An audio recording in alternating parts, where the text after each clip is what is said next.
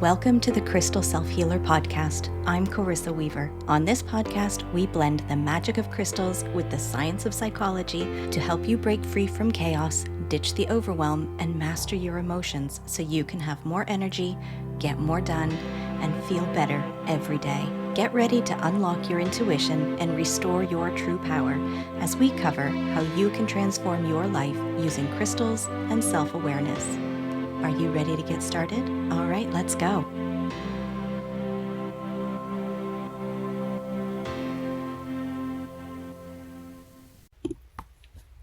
There's one concept I've learned to embrace over the years that continues to blow my mind. It's a simple concept, but it is radical in what it can do for you when you are butting up against something that is the complete opposite of something you hold to be true.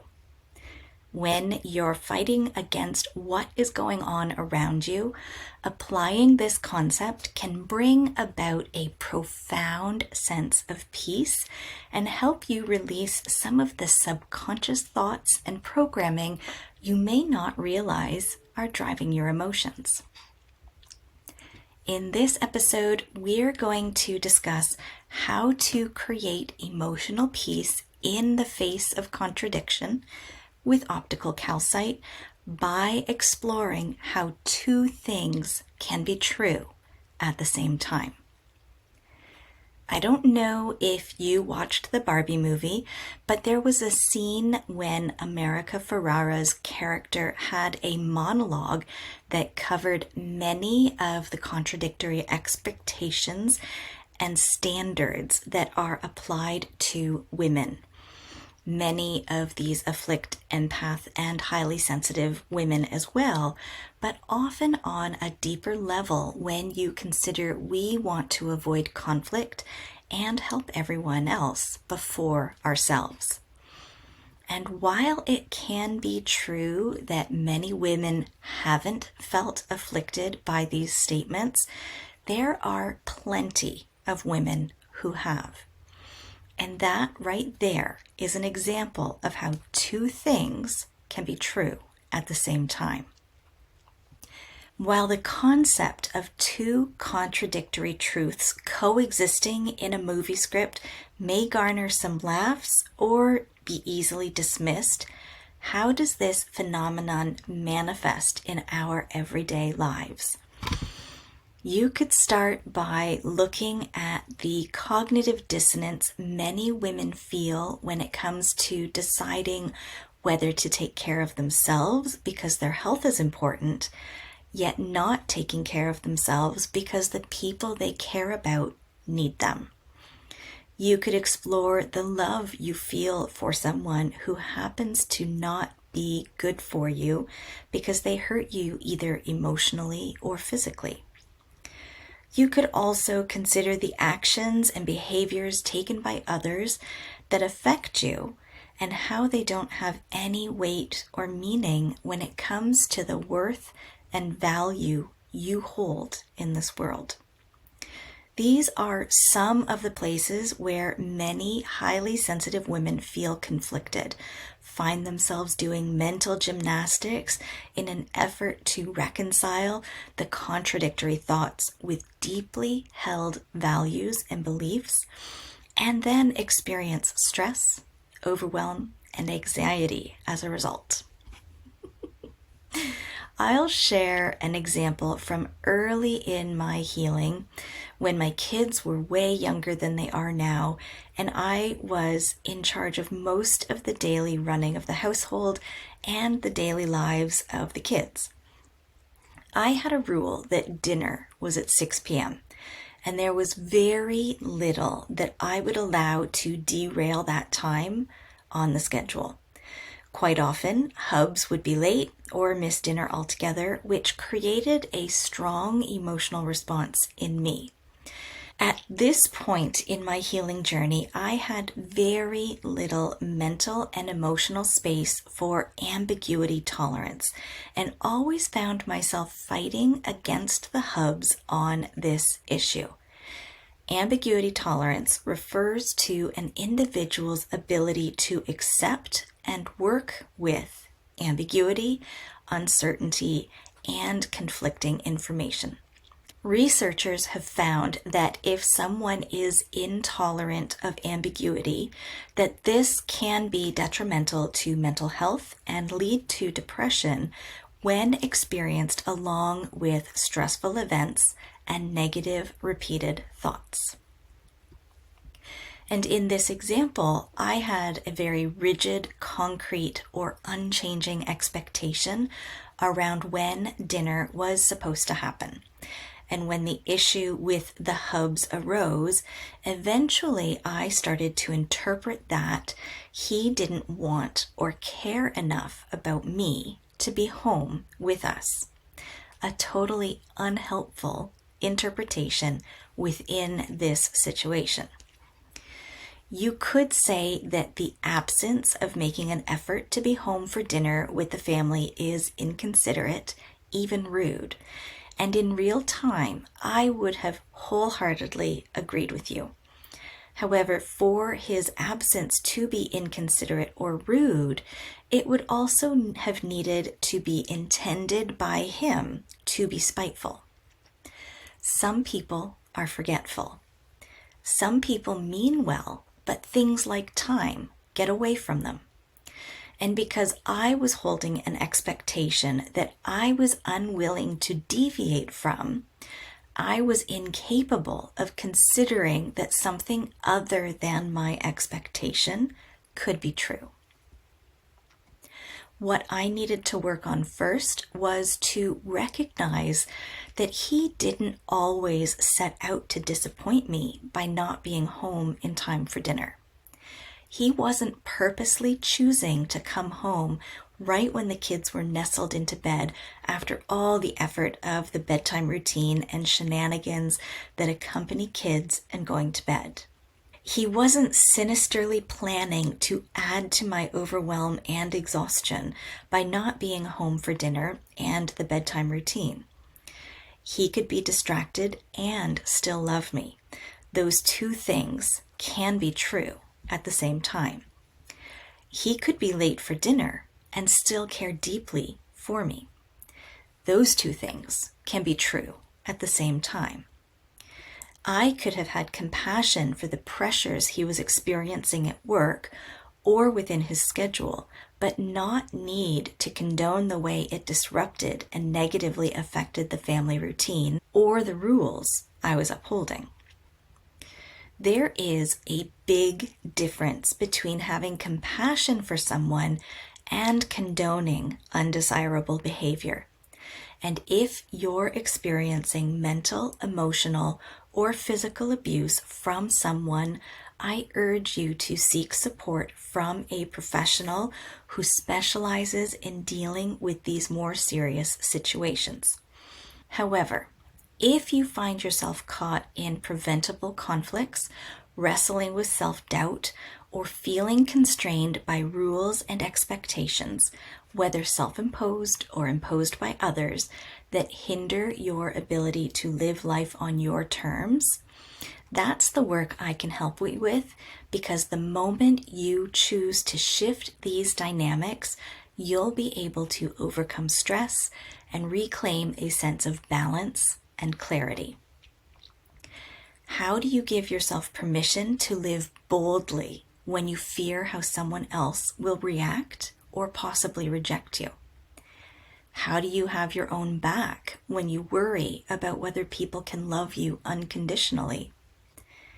How do you give the finger to the things you don't like or agree with, yet operate and flourish under the confines of the system you find yourself in? When you're in these spaces of feeling like you're constraining yourself to please other people, there is this energetic tightness or pent-upness, if you will. This is going to have a negative effect on your energy flow.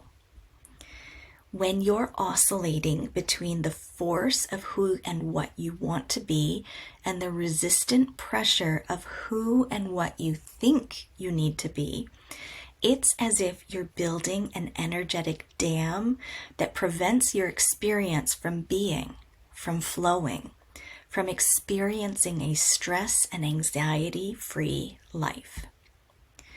One of the things to notice in the example from my life is that I was imposing a lot of he should statements and thoughts around the situation. He should be home. He should be making more of an effort. A nugget I have adopted from Byron Katie is when we are approaching a situation using the word should, we are actually expressing a wanting for our reality to be different, which is where our conflict is starting and creating our stress. When you become aware of where you're shoulding all over your life and other people, you can start to work on dismantling the thoughts and concepts you have woven into the fabric of your identity. And this type of healing is deep and profound and can create the most beautiful feelings of peace and liberation. The healing process begins as you learn to give equal consideration to thoughts opposing those driving your current reality, training your brain to forge neural pathways that make this perspective effortless. So if you are currently sitting here believing your regular narrative that you are unworthy, it goes to follow that you will need to start considering that it is possible that you are worthy. And in order to start believing that you are worthy, you will need to revisit, revise, and release all the scripts and stories that you are repeating to yourself that convince you that you're unworthy. Because the truth of the matter is that because you exist, because you are worthy. You are lovable.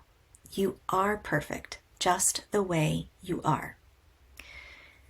You are lovable and perfect because you exist.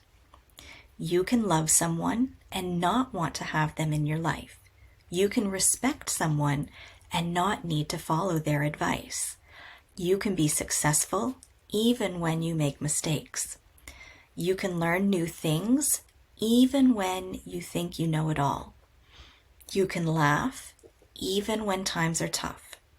You can love even when people are difficult.